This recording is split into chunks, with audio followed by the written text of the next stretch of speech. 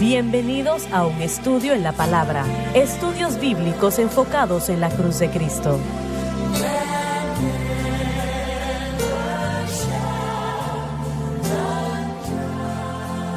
Bienvenidos hoy a un estudio en la palabra. Soy el evangelista Jimmy Swaggart junto con el Dr. David Watts, el Dr. Dan Paul Gray, Dave Smith y ustedes. Estamos muy alegres y contentos de tenerles con nosotros.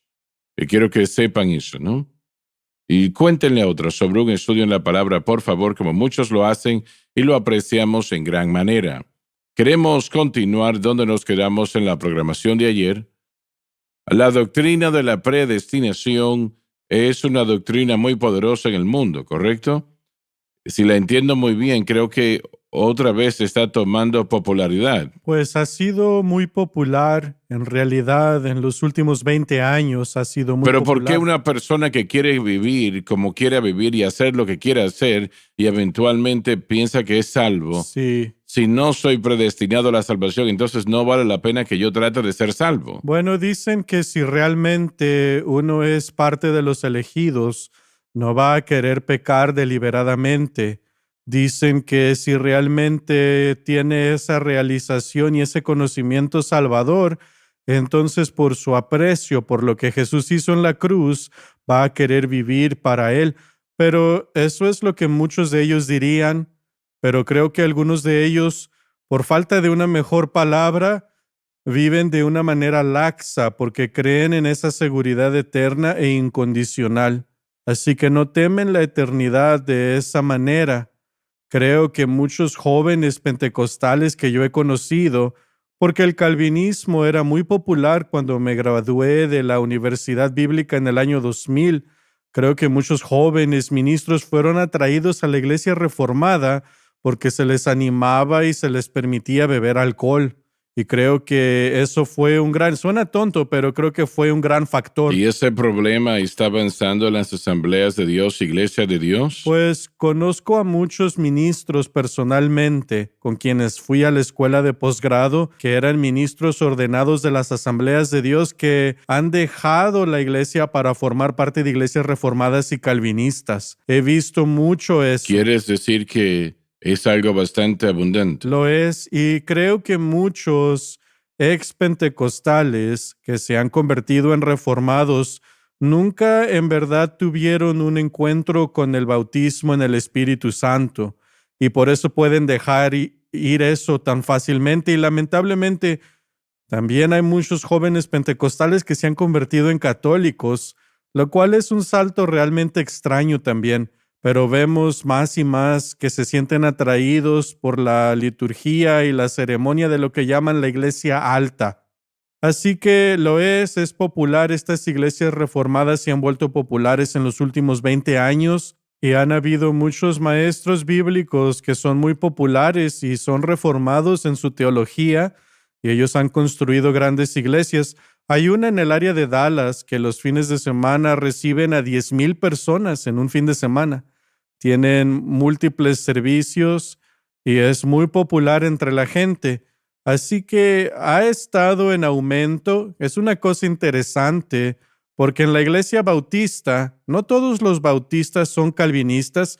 A veces los agrupamos a todos juntos, pero algunos bautistas no son calvinistas. Pero el seminario al que yo fui era un seminario calvinista, un seminario bautista calvinista. Pero si vives en la seguridad eterna incondicional, a la vez no es lo mismo. La diferencia es que el calvinista diría que estaba predestinado para ir al cielo, así que está asegurado sin importar qué pase. Un bautista tradicional americano del sur diría, no necesariamente estaba predestinado para la salvación, pero una vez que ya es salvo, entonces siempre será salvo. ¿Quién formuló esa doctrina? ¿La doctrina bautista o lo de la predestinación? La predestinación, eso fue John Calvin, fue Lutero, Calvin, Zwingli, todos los reformadores, pero más el trabajo de John Calvin. Y él citaba a Agustín. Él fue influenciado fuertemente por Agustín. Y Agustino también era de la predestinación. Y ahora Agustín precede a todos, precede a Lutero, precede a todos. Estamos hablando de mucho tiempo atrás. Él comenzó esa línea de pensamiento. Y luego, a lo largo de los años, ¿Hay muchos que rechazan esa doctrina? bueno, usted sabe, hay cientos de millones de pentecostales No, que no quise no. decir eso, lo dije mal. ¿Cuántos hoy en día están apartándose de esa creencia después de haberla conocido? Han tenido sus propios escándalos, sus propios problemas, o han habido aquellos que han dejado la iglesia reformada, pero parece que son más los que vienen a la iglesia que los que la Sí. han dejado. Quisiera darle mi perspectiva sobre el asunto. A mí me parece como que la influencia calvinista está creciendo entre evangélicos y entre pentecostales.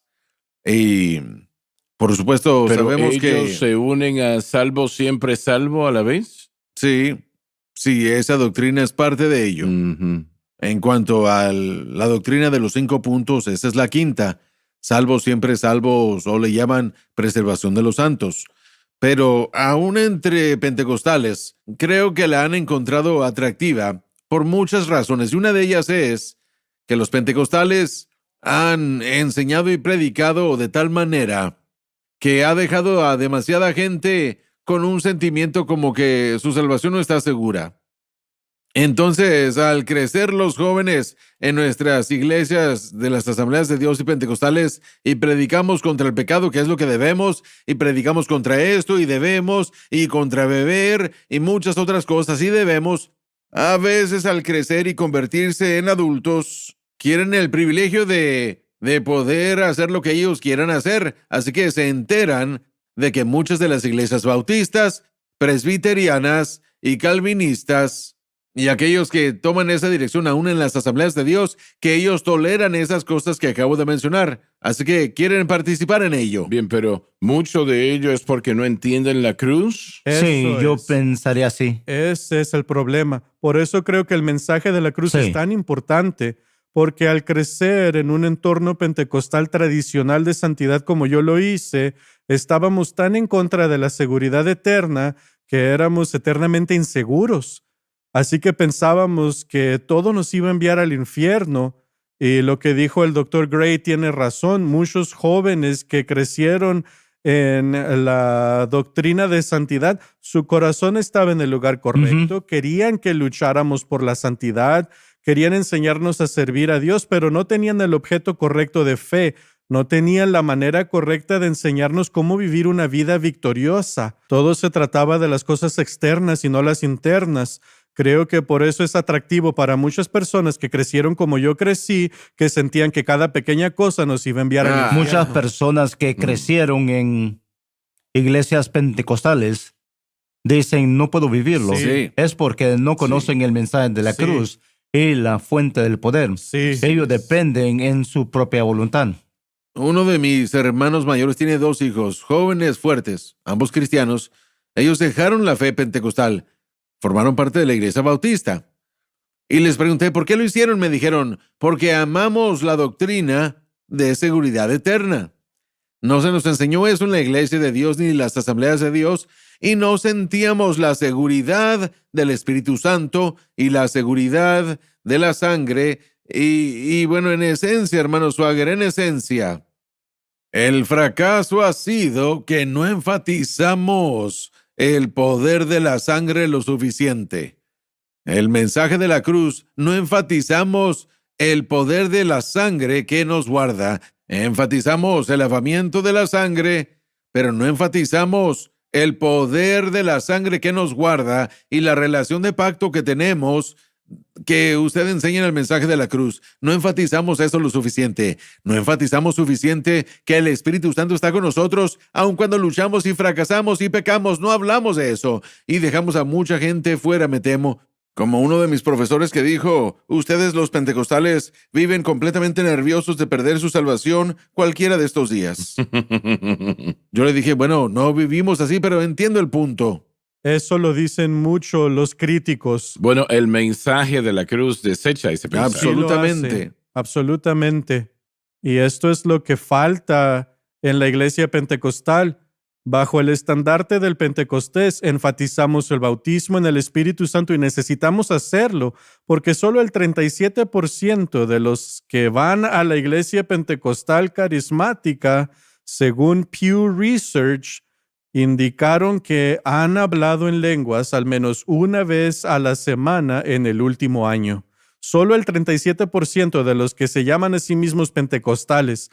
Así que la enseñanza adecuada y el énfasis en el bautismo en el Espíritu Santo, como lo hace el hermano Donnie, como lo hace usted, es necesario. Pero dirigirnos hacia cuál es el propósito del bautismo en el Espíritu Santo y lo que eso significa, eso es lo que ha faltado. Queremos mantener el estandarte del Pentecostés y enseñarlo a la próxima generación, pero no les enseñamos cómo vivir adecuadamente para Dios y tener victoria sobre el pecado debido a la cruz. Eso es lo que este mensaje de la cruz puede apelar tanto a los pentecostales como a los calvinistas, porque lo pone en equilibrio. El hiperwesleyanismo de santidad, donde voy a perder mi salvación con cada pequeño pecado, está fuera de balance, al igual que el calvinista que dice que no importa lo que haga, ambos están fuera de balance. Bueno, la predestinación que Pablo nos enseña aquí es que el Hijo de Dios será más y más como Cristo. Y que el plan de Dios fue predestinado desde el principio. La cruz estaba en la mente de Dios desde el principio. Usted lo ha dicho muchas veces. La cruz es la doctrina más antigua en las Escrituras. Así es. Y que la cruz estaba en la mente de Dios desde el principio. En el versículo 29, regresando a esa palabra predestinó, dice, porque a los que antes él conoció, hablando de un conocimiento, el conocimiento de Dios y el conocimiento de lo que le sucedería a Israel o a la iglesia, antes él conoció, también los predestinó. Luego él va a hablar de lo que él predestinó para que fuesen hechos conforme a la imagen de su Eso Hijo. es consagración. Entonces, si él ha predestinado y lo que nosotros enseñamos y creemos. Después de la pausa continuamos. Ya volvemos, no se vayan.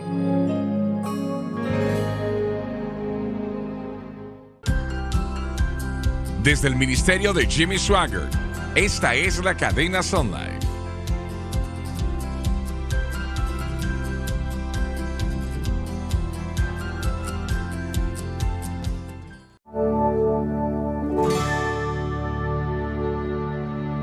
Vamos a continuar donde nos quedamos antes de la pausa. Lo que Pablo ha predestinado acá es que cada hijo de Dios sea conformado a la imagen del Hijo de Dios. Y eso realmente, eso está muy lejos de estar caminando, predestinando a alguien a ir al cielo o al infierno. La predestinación es una doctrina viable, pero tienen que entender lo que realmente significa. Es una doctrina hermosa, si la entendemos correctamente, porque significa que todos somos predestinados a convertirnos o a conformarnos a la imagen. Significa ser convertidos, significa ser consagrados, dedicados, santificados, llenos del Espíritu. Es la voluntad de Dios para toda la humanidad. Así es. Y miren, yo luché con eso, hermano Swaggart, porque yo pensaba, bueno, la predestinación significa que si usted fue escogido, eso es lo que a mí se me había dicho que significaba, pero no es lo que significa, porque la verdad es que la predestinación es para todos nosotros, porque de tal manera amó Dios ¿a quién? Al mundo. Todos estamos incluidos en Es esto. su plan Ese para es su todo el plan, mundo. Para todo el mundo. Pero todos tienen libre albedrío para aceptarlo o rechazarlo. Dios es el autor de nuestra salvación. El Espíritu Santo es el que nos atrae. Usted dijo cuando leímos este verso que tiene mucha doctrina. Miren la terminología: conocer, predestinar y conformar. Estos tres términos son porque Dios no comenzó esta obra para abandonarnos en medio del sufrimiento. Pablo nos está animando aquí a través del Espíritu Santo de que somos más que vencedores. Somos llamados por Dios, estamos en su voluntad, somos llamados de acuerdo a su voluntad.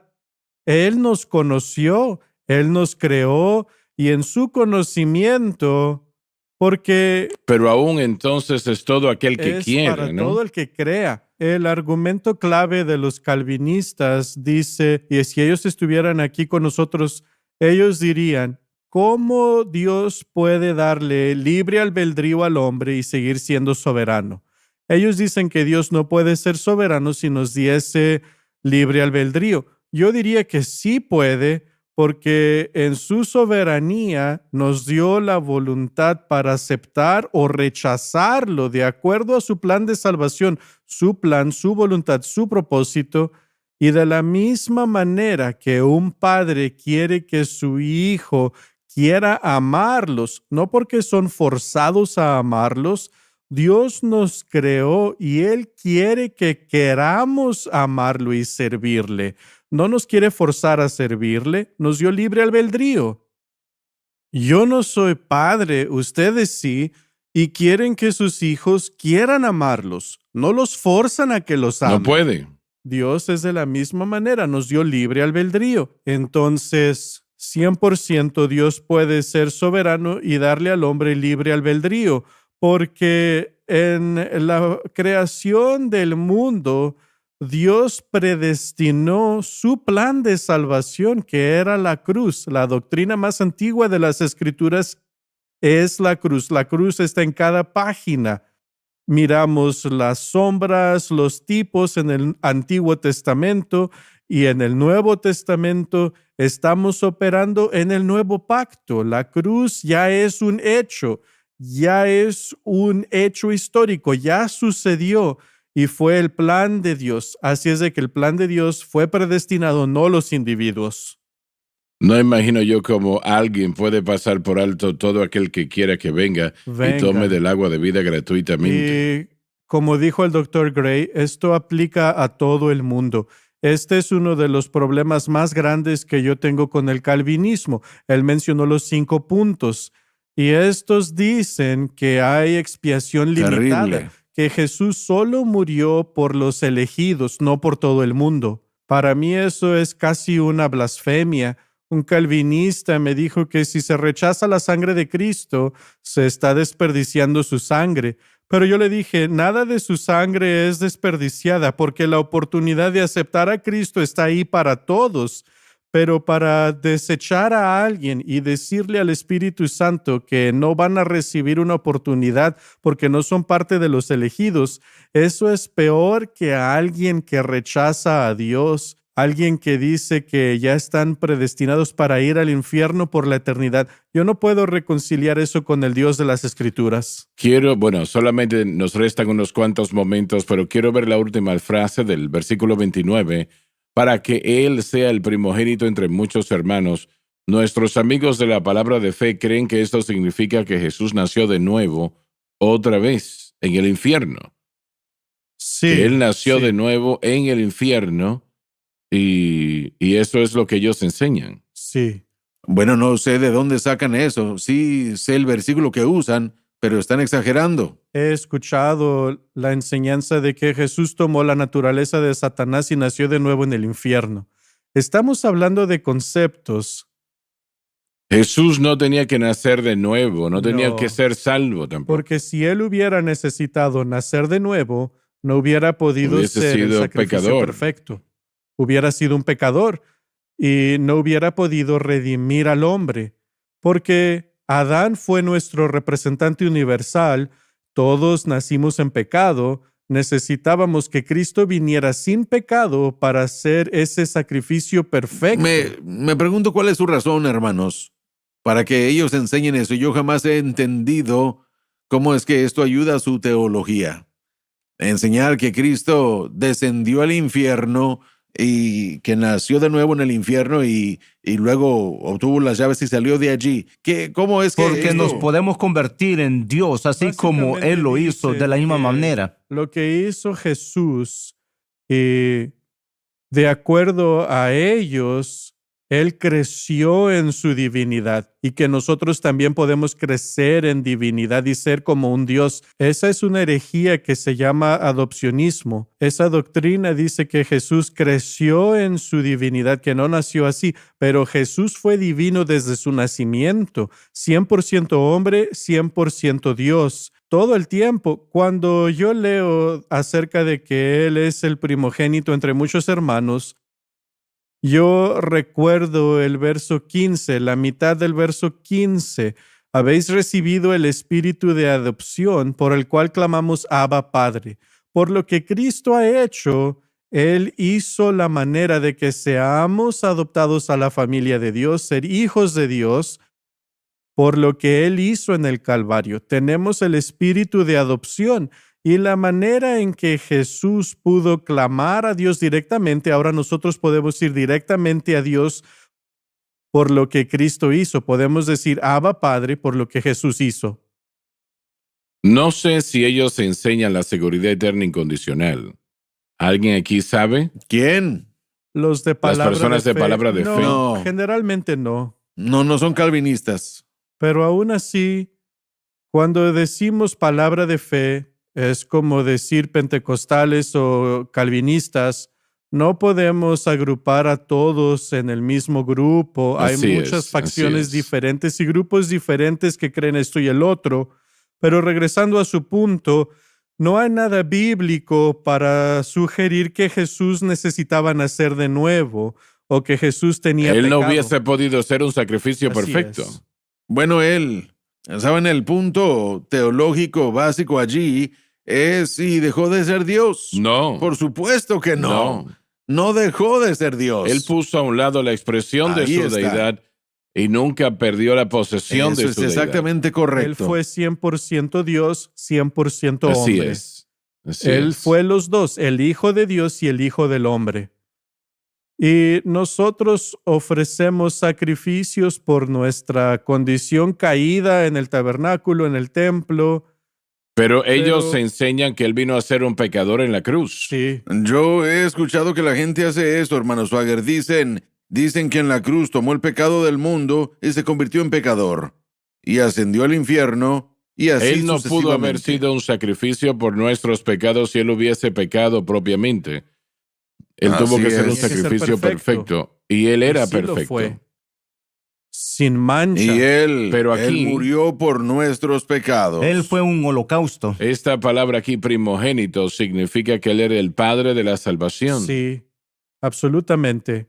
Y por lo que Él hizo, ahora nosotros podemos ser adoptados a la familia Así de es. Dios, porque estábamos separados de Dios, éramos extranjeros. ¿Qué es lo que dijo Pablo en Efesios para describir a los gentiles? Estábamos como extranjeros, lejos de Dios, necesitábamos ser reconciliados a Dios. Y la única manera en que la reconciliación puede suceder es a través de Cristo. Fue por la expiación, la muerte que Él pagó. La deuda fue pagada con Dios. Y nosotros no podíamos pagar esa deuda, solo Cristo pudo. Solo Cristo podía pagarla y él la pagó. La Él la pagó pagó. completamente. Un sacrificio perfecto. No tiene que hacer todas estas otras cosas que algunos de estos maestros han dicho. Él pagó la deuda que no debía, nosotros la debíamos y no la podíamos pagar. Eso se llama imputación. El hecho de pagar la deuda de alguien más. Es lo que Cristo hizo. Él nos imputó su justicia. Él pagó la Así es, deuda. así es. Dave, leamos el versículo 29 una vez más.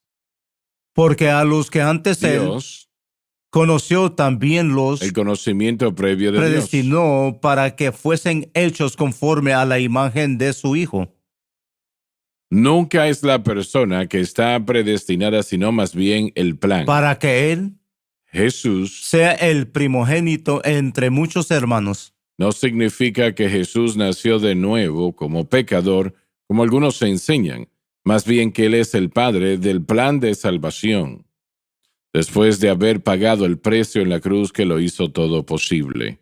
Amén. Se nos terminó el tiempo y permítame motivarle, por favor, a contarle a otros sobre un estudio en la palabra, sobre la cadena, 24 horas al día, 7 días a la semana. Muchos de ustedes ya lo hacen y realmente lo apreciamos. Gracias por ser usados por el Señor. Gracias por estar con nosotros. Nos vemos en la próxima programación, si el Señor así lo permite.